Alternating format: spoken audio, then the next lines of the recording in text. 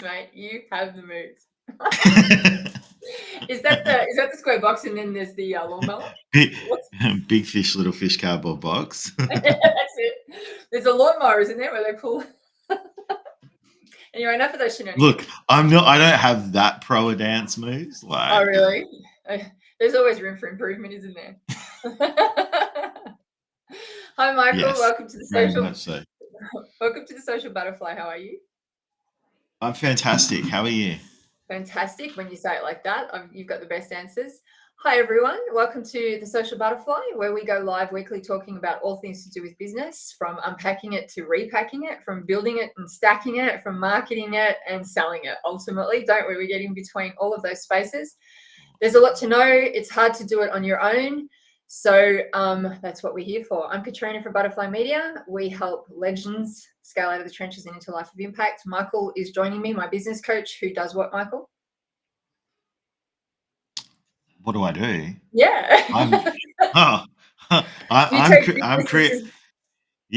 taking six-figure businesses, turning them into seven-figure businesses, and then growing them beyond that. And the whole point is so that we can grow businesses that actually give you freedom as opposed to becoming a trap. Which is why I talk to you a lot. You've helped me a lot to get into that space. So today, that's a really nice segue. So today, to have assistance in business or to do business on our own is really difficult. I found out the hard way. I used to think that I could do it on my own. I'm sure there are a lot of people out there that don't do it the hard way and that actually understand that it's good to have a team or good to have assistance. I was lucky enough to get Michael in, and he helped me as my business coach to start to do the right work rather than just do work. So I thought what we might talk about today is the role of a business coach, what they could be doing to assist you, how they move the needle for you, what to look for in a business coach, and ultimately having the ultimate ability, as I have with Michael, as he has with me, to sack each other if we don't do the work, right? Which is super cool. So on that note, let's talk about business coaches. There's a lot out there, or the coaching space is massive. It's dynamic. It's one of the biggest growing spaces around. Like I can't remember, I was doing some research on it last year. In America, it's one of the fastest growing industries around at all, the coaching space in general and the business coaching space. 20% year on year. Yeah, okay. So that's huge.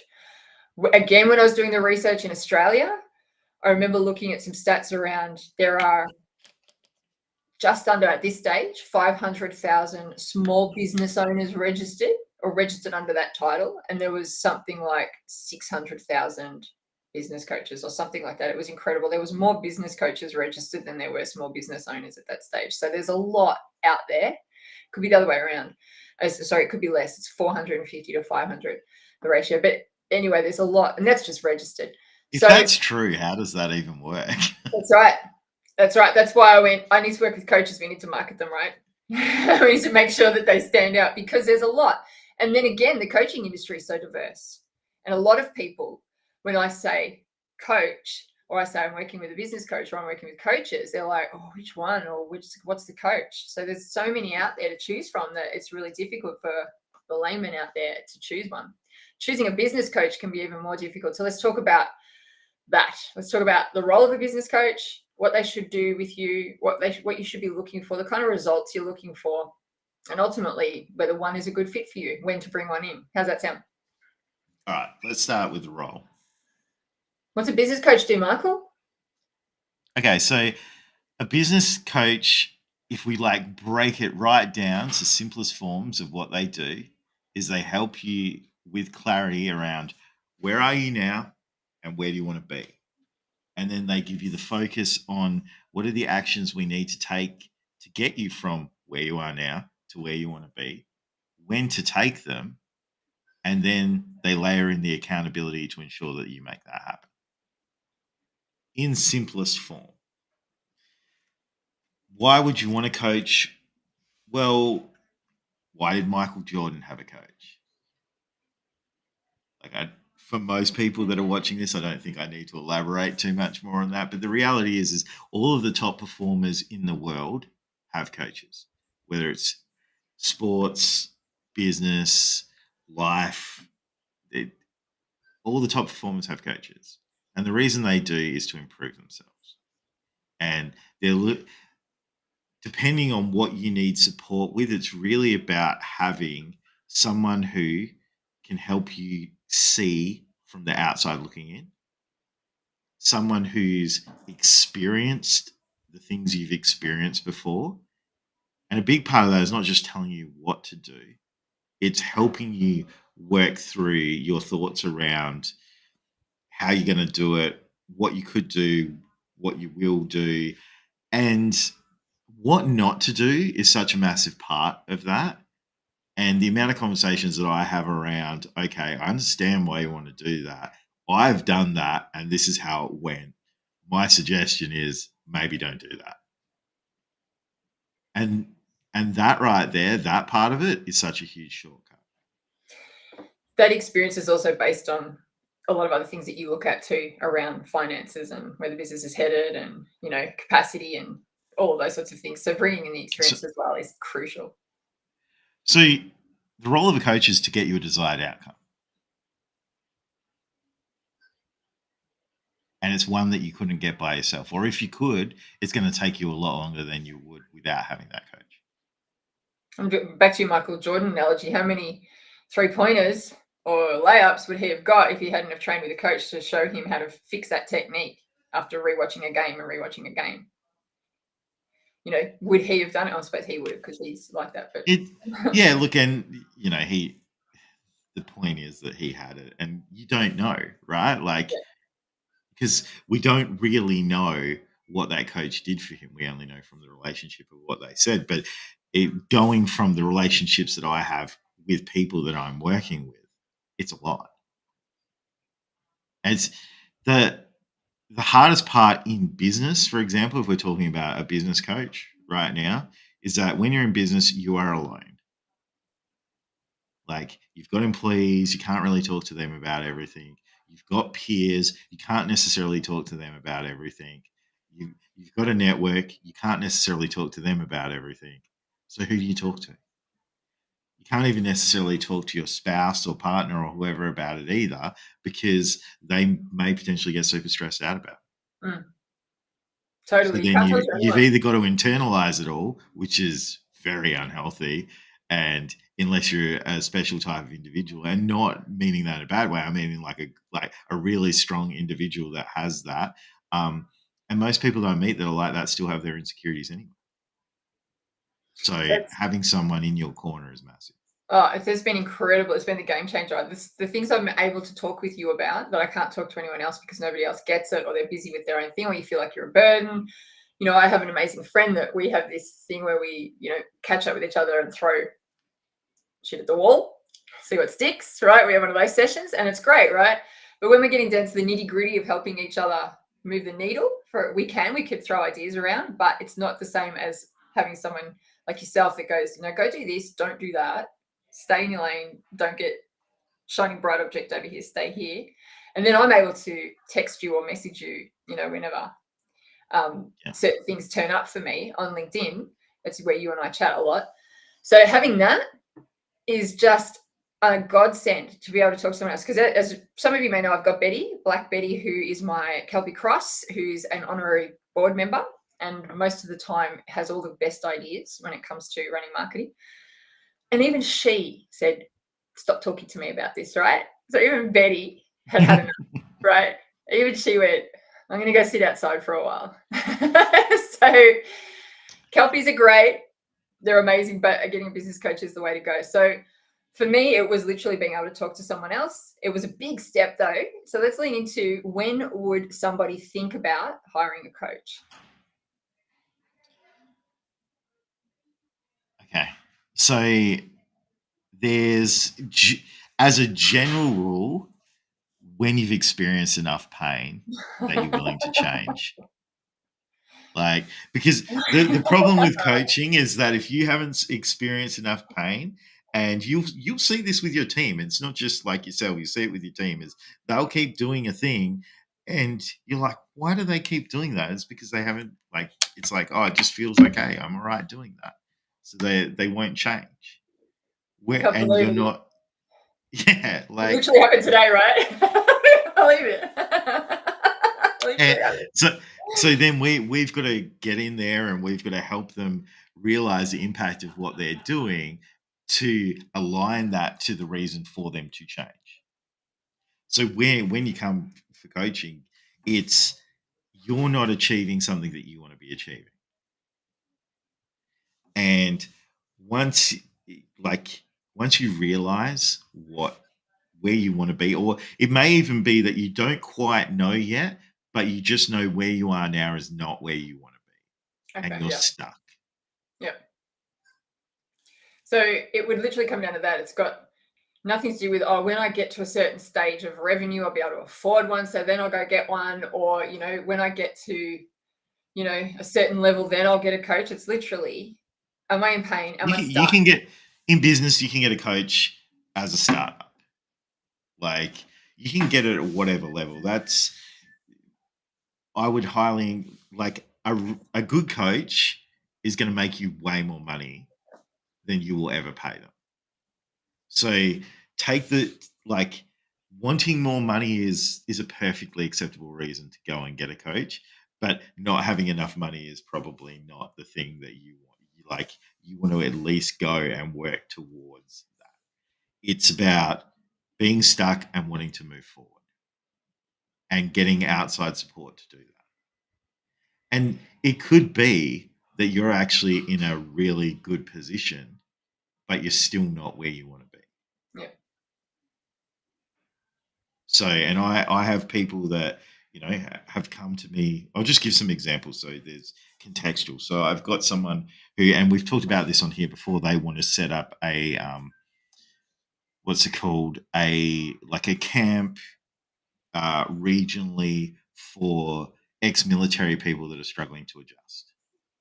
And they're building their business and they would like to build it faster so that they can then set that up faster because the business is going to be what fun is that. So that's the reason that they've come to me because I can help them get there faster. Which, fortunately enough, they've had 2 record months, so happy days.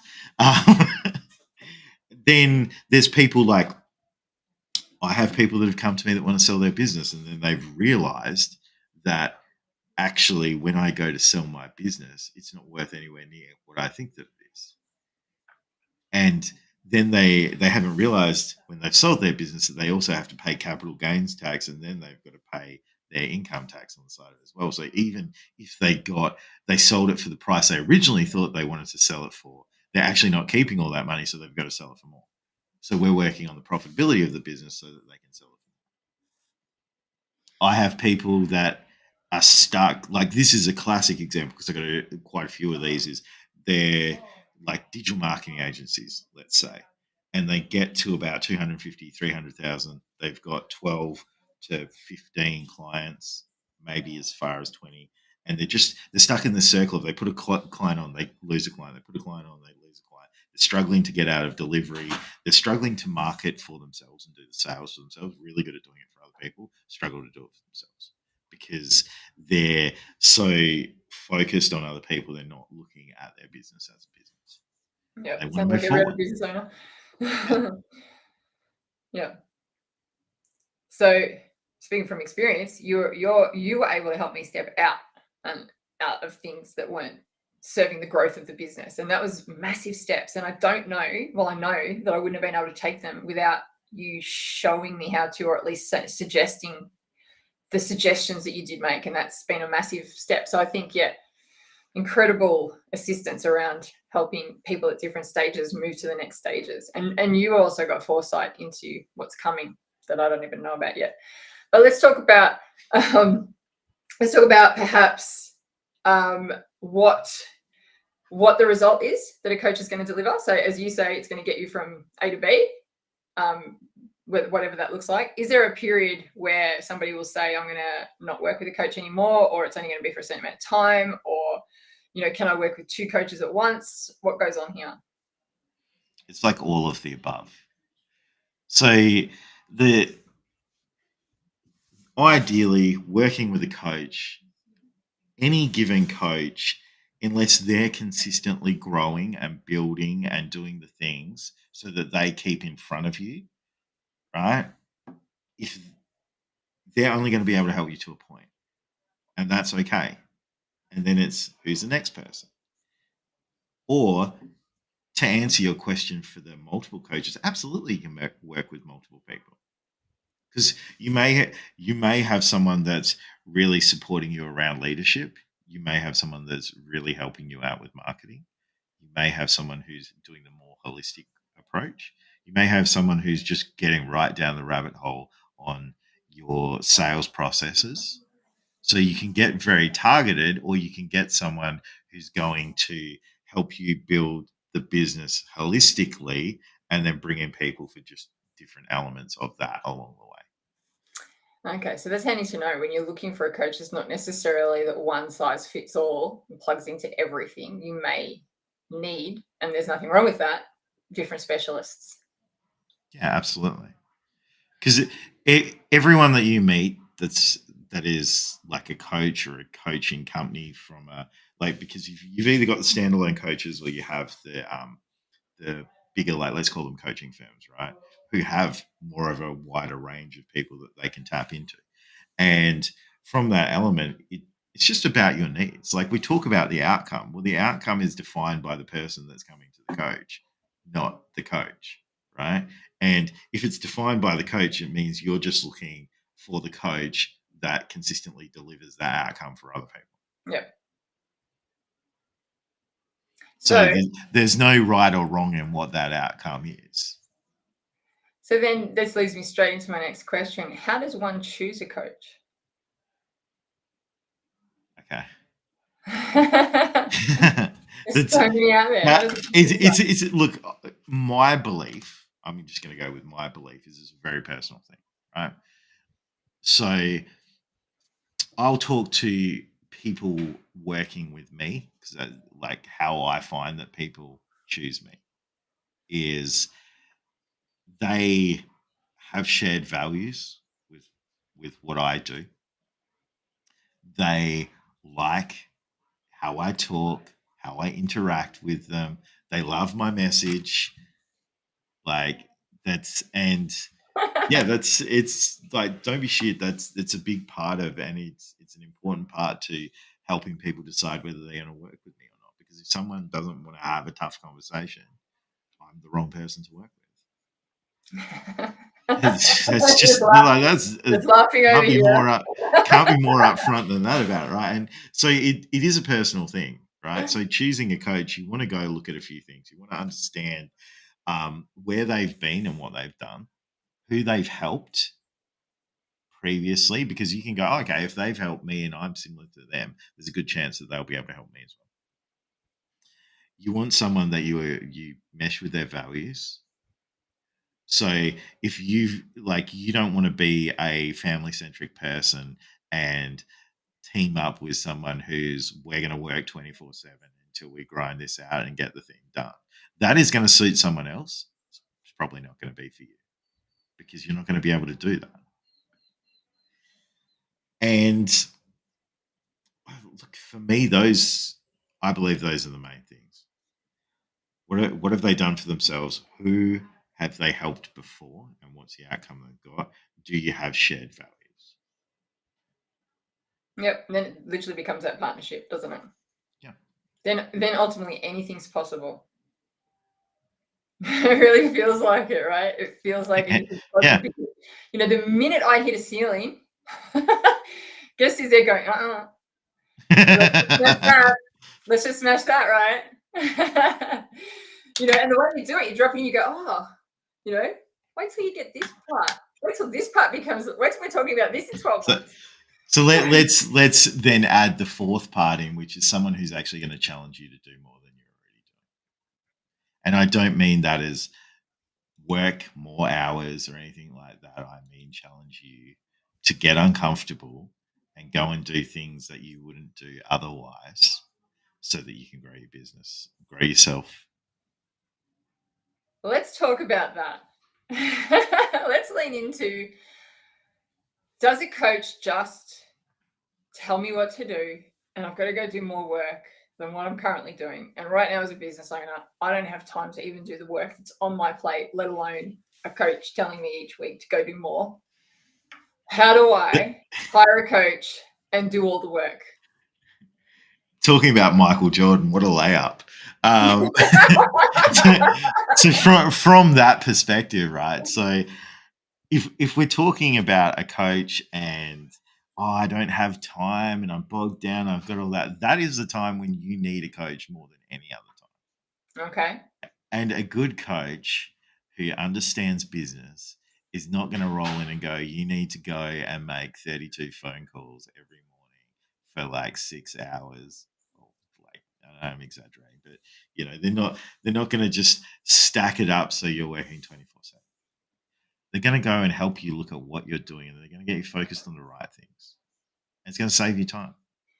It's going to save you time very quickly. And I'll talk to what I do because I can't speak to what other coaches are doing, right? So what I'm doing is I'm going, all right, cool. How can we tweak some small things in your business that aren't going to take us a lot of time to do to generate a little bit more money? And we're going to use that money to buy back some of your time. And then we're going to look at your efficiencies and we're going to go, where are you spending your time right now? And we're going to tweak that so that you can get back, let's call it 2 to 3 hours a week. And then suddenly we've got 2 or 3 hours that you can start working on your business rather than in the business. And then we just start spreading from there. But we go and we get that little tweak first so we can create some mental space so that then we can go and we can build on that. So it's not a matter of doing more work. It's just a matter of doing the right work. Yeah, absolutely. Like most people that I come across in amongst it, they have got their finger in all the pies of their business, which while you should be aware of it, you shouldn't be actively working in every single element of your business unless you can. I wouldn't advise it. It probably rather than should. It's challenging, and they're trying to do too many things at once, and it means that nothing's getting done. And if we can get you focused in areas, you will get things done faster. So we'll save you time. You get things done that are more efficient. So we'll save you time. And you're going to get bigger outcomes because you've put more focused energy into a thing, which means that you then have more funds to then buy more time. And that's like, the way that we build businesses is not, okay, cool, you've got to go work 24/7 and earn less than 9 to 5. People come to us because they are doing that and we flip it around for them. I remember when I first started working with you, you said, let's see what the next 90 days hold. Let's do this project for the next 90 days, right? I'll never forget it because I'd never thought about it. Even though we think in quarters and we've got everything planned out in quarters, I'd never thought about running at something in that short amount of time or in that time frame or putting an end date on something so that I could focus my energy on a particular project for 90 days, right? So that meant that every time I went to go over there or over there, it's like, no, you've got 90 days, stay in the lanes, go stay do the work.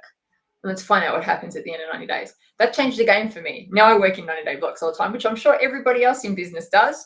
But, we all come late to the table occasionally or we learn a new trick.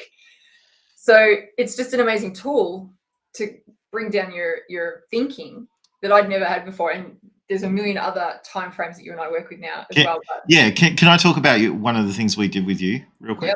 Yep. Awesome. Okay. So when we were bringing clients in, because we ran at it and we went, cool, we're going to go and get, 18 clients in 90 days, I think we ended up with. Yeah. And so we ran at it and we got to a certain point and you were like, oh my God, I am swamped. I'm like, cool, here's what we're doing. We're grabbing some of that money and we're putting that money into the team and we're taking you out of delivery. And then we just worked on taking you out of delivery as we were pulling more clients in. And now someone comes in and you've got it streamlined, you do all the things, and that person goes to the team. You don't do the delivery. It's incredible. Such an incredible space. I remember all those clients coming in as a business owner, having to go out, get clients all the time on my own. Go out, get them, then go do fulfillment. So it meant that when I was having the sales calls, I was out trying to bring people in. At the back of my mind, I was like, I've got to go do all this work now. So it hindered my ability to bring more people on because there's only so much you can do in relation to outreach, sales, delivery, fulfillment, follow-up, right? As a single person. Now when I have my sales calls, I'm like, I've got a great team, we've got great systems, we're ready to go. You want to come on board because we've got it, let's go, right? But it was such a swamped feeling. I remember saying to you, oh my God, I've got too many clients. What am I going to do, right? And you actually grabbed my energy and went, let's put it over here. And I'm like, can we? Can we? Because I wouldn't have thought about it. I just would have stayed swamped, right? And gotten broken again. So it's your ability to be able to see from the outside in. Possibly that was the game plan all along, but you only tell me what I need to know, so I go and get the stuff done, right? So I stay focused.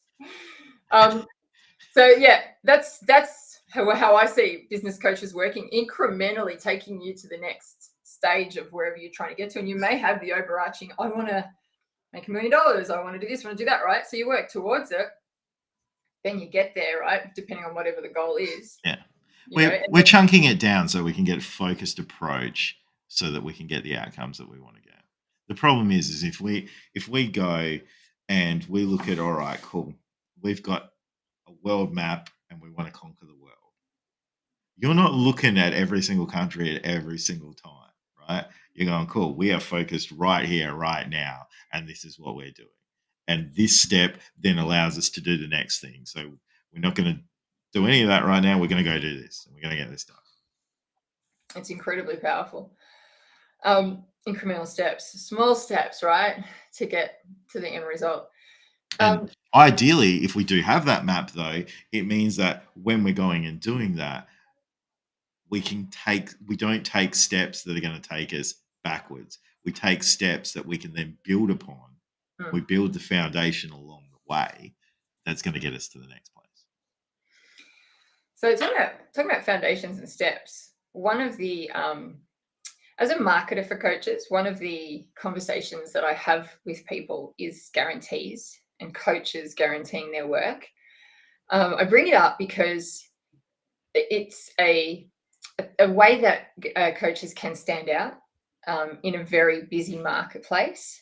It's just one of the tools. There's many tools, but a guarantee is something that's a contentious conversation, not only amongst coaches, but amongst some business owners. It's a scary thing to say, I'm going to guarantee this at times.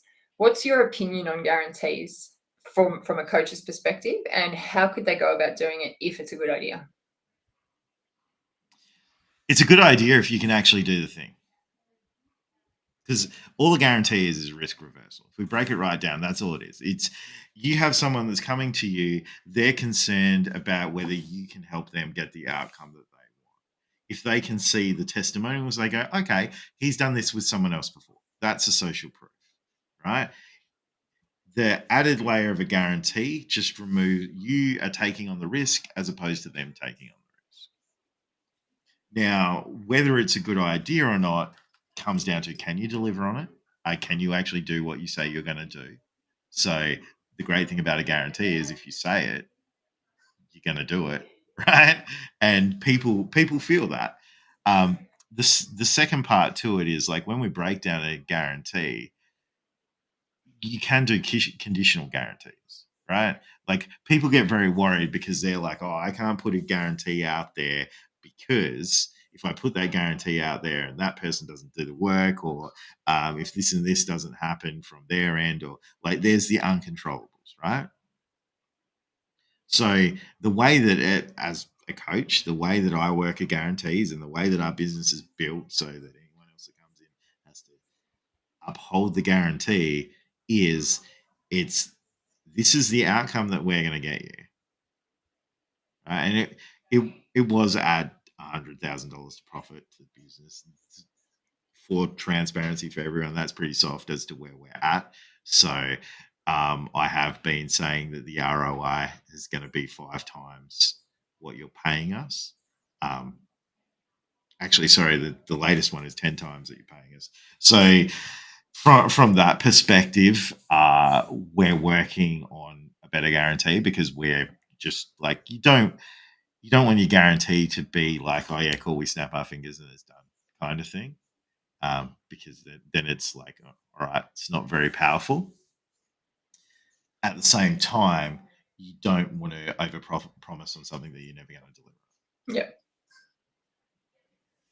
So could you do a guarantee as a coach? Absolutely. My belief is if you don't have a guarantee, how committed are you to getting the results for someone? And the way that I do it is if someone does the work and is with us for a period of time, this is the result that they're going to get. And if they don't do the work, we have it layered. And you said it at the start, like we have it layered in and there's conversations. And the first layer of the conversation is from client to our side as to whether we're actually getting them the outcomes that they want as we're going along. And if we're not, then they need to fire us. And there's conversations and there's steps to take along the way. And then on the flip side, if they're not doing the work, we have a conversation and we work towards them doing the work. And then if they still don't do that, they get fired as a client. Yeah. The day that you said I could fire you, I was like, what? And the day you said I can fire you, you can fire me, I'm like, I don't want to get fired. Right? So I just did all the work. Right? And the hat helped, right? So, all right. There's a bit to unpack there. There was another question I was going to ask there. That's right. Commitment to helping clients achieve from a coaching point of view, right? So how can a coach make sure that their clients win based on the work they're doing? So like literally, as we've just said, like if you guarantee the work, then you're as committed as your clients are to getting the win for them. Is that the best way to make sure that results occur for have a proven system? It's no different to any other business. Have a system that you use consistently with clients that gets results. And then the work is a bit like the accountability. Getting people to do the work is a big part of why you're there as a coach. Like the whole coach in general as a rule, and like the word and everything has accountability tied to it. So if you're not doing accountability, well, there's a problem. Probably don't call yourself a coach, right? Like that's my opinion, but just putting it out there. Then one of the things that I have found very useful, because when you have systems, what happens is people come up against roadblocks in other parts of their business. So when we're doing one-to-one sessions, we have a process in there that helps us remove those roadblocks. And we stop and we get rid of the roadblock. Because if that's going to stop us from getting results. And so it's just understanding all the things that could stop someone from getting the outcome and then putting the things in place to remove that barrier. Okay. That seems to work. It's working from this end. And look, you can take that and you can put that to any service business. It's not just coaching, it's not consulting, it's not mentoring, it's every service business. It's digital marketer, right? Let's talk about digital marketing. What's one of the barriers when you're trying to put content together and do all the stuff for clients? Oh, they're not sending you photos, or they're not sending you videos, or they're not doing this. Well, just hardwire it into your offer and go, okay, cool. We book you in once a quarter for a photo shoot. You get all this stuff happens. You have these 2 set meetings with our videography team on these dates as a Zoom call for an hour and a half or whatever it is, and they're going to ask you questions, they're going to do all that, then we're going to cut it, it's going to become content. Just like all the things that are stopping someone from succeeding, just check that off. Because once you do that, you're making it as impossible as you can for someone to fail. Yeah, I love that. I'm just going to plug those 2 things right now into the next offer. But just for people. I know some people that can help you with that. Yeah. Videography and interviewers is what we need. In the coaching industry, it's such an important thing to have that. Like people that don't, and then their clients don't get results, like that's what I'd encourage you to go look at. Is why is this not happening? What do I need to put in place so my clients do get results? All right, fantastic. So that's how we can measure. Coaches can start to measure and share their ROI with their clients, because sometimes that unseen work can sometimes be a little bit hard to measure for coaches. I know they say, well, I don't really know how to qualify my worth. How do I haven't got an ROI that I can share with someone. So once we start to Of get, course you do. yeah, Like it just, not everything is about money, and that's Mm. okay. But we need to know what success looks like. And if you haven't quantified what success looks like, then you're potentially not getting people the outcomes that they're coming to you for. So go quantify what success looks like. So the return on investment is you pay this much money at the end. This is where you're at, and this is what it looks like. From sales perspective, I love that. I love that. I was just going to say one more thing. That was it. I knew it would come to me. Coaches having the understanding, and you did touch on it earlier. I just want to reiterate it. That there's a lifespan of the relationship at times, and it's okay for them, for you and your client to part ways once you've outgrown each other, because you've got all your systems in place to help people at a certain stage or your experience. So let that person go and let the new lot in. Can you talk to that? Because I have met coaches that try to make new things or more things and feel like they have to keep iterating and creating new just to keep their clients, rather than say, thank you. Have you got a referral? So I got a referral yesterday from a very, very accomplished person in teaching people about referral marketing. Okay, yeah. And that's their space, and they're a consultant in that space, and they do very well. And the person he referred came to him because he's like, you've built a successful business, you're doing all the things. I want help doing this. And he goes, that's not my space. Go talk to Michael. So as you progress as a coach and as you develop as a business, because the thing is like, if you're a coach, even if you're solo, you got to remember you're a business owner as well. So that probably hits home a little bit for some people, but you got to remember that's part of it. But as you progress, can you add in new offerings? Absolutely. But don't just go and try and read a book and show someone how to do a thing, because you're not going to get them the outcomes that they want to get. So from like, I met with another coach earlier in the week, and the way that she works is she helps people that are earlier on in business, like fully systematize, work through their teams, deal with like the mindset, everything like that. And we were talking, and she's like, this is perfect. Once I finish with someone, they just need to come straight to you.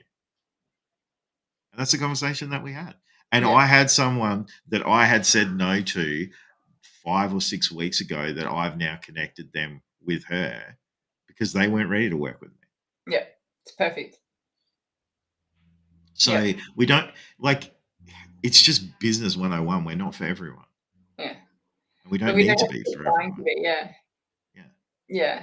All right. So that's it. That's the coaching industry in a nutshell.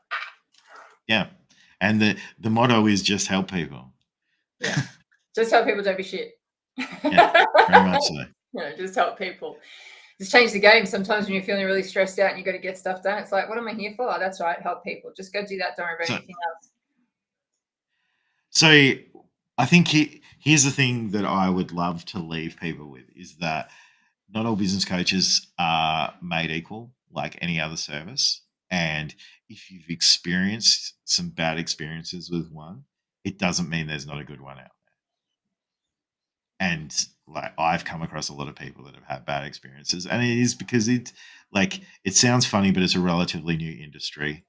A lot of people have been sold the dream of, you can go and work, 20 hours doing this thing. And so the industry, it's not a regulated industry in Australia. So people are trying to find their way and what happens and stuff like that. So I would be very surprised if you're a business owner and you're struggling, or if you're a coach and you're struggling, like, if there is not someone out there that can help you. So it's like anything else in life, don't get burnt and then not get help because of it. And the frame I would use is like your girlfriend, boyfriend, whoever in high school, for majority of the people, is not the person that you're with now. Mm-hmm. So if you moved on from that, or like, let's take it back even a layer, even further. When you were like in primary school, when it was all like, pretend and not It's probably So more real then than it's ever pretend and been. maybe cop some flack for that, but like way back when like the emotional level that you feel compared to potentially what you feel now because you've had some more life experience now, like yeah, you didn't just stop living because of that. So What if don't just I'm stop it now. laughing. No, I'm laughing because I can't put my hands on it. You talk about feelings. I'm going to be 50 next year, and I've got a list of emotions so that I can tap in when I'm writing about how people feel. Right? It's like, that's right. People feel sad. So yeah. All right. Thank you, Michael, as always, for your time and enlightening us all on the world of business coaching and what it can do for people. So whether it's a mentor or a business coach, it's always good to have someone to talk to. It's really, really hard to do it on your own. I did it for long enough, and it's so good just to have just even a sounding board, let alone someone that calls me on my shit, right? Or says, don't do that, or, why don't you look at it this way? Very, very, very handy to have. So thank you for being my confident and my business coach. Thanks for sharing the space today. If anybody wants to get in contact with Michael, you know where to find him in all the usual spots. He tends to hang out on LinkedIn quite a bit, so go find him there, or Facebook. I'd love to catch up with you again next week, everybody. Again, if you've got any questions and comments, pop them down below. If you'd like us to talk about something, pop it down below in the comments, and we'll see you next week. Have a good one.